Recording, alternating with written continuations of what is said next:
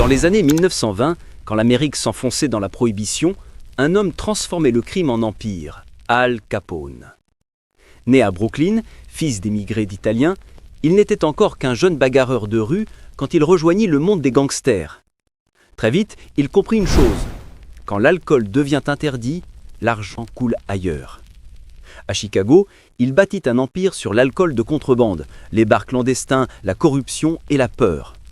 Ces hommes contrôlaient les rues, soudoyaient les policiers et imposaient leurs lois.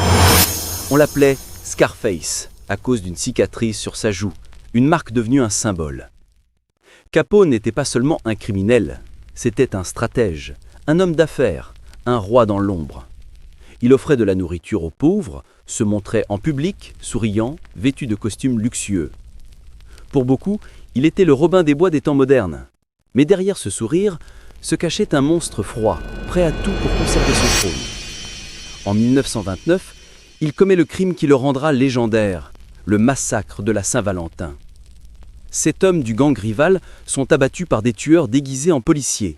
Chicago tremble. Personne ne peut plus ignorer le pouvoir d'Al Capone. Mais l'arrogance finit toujours par coûter cher.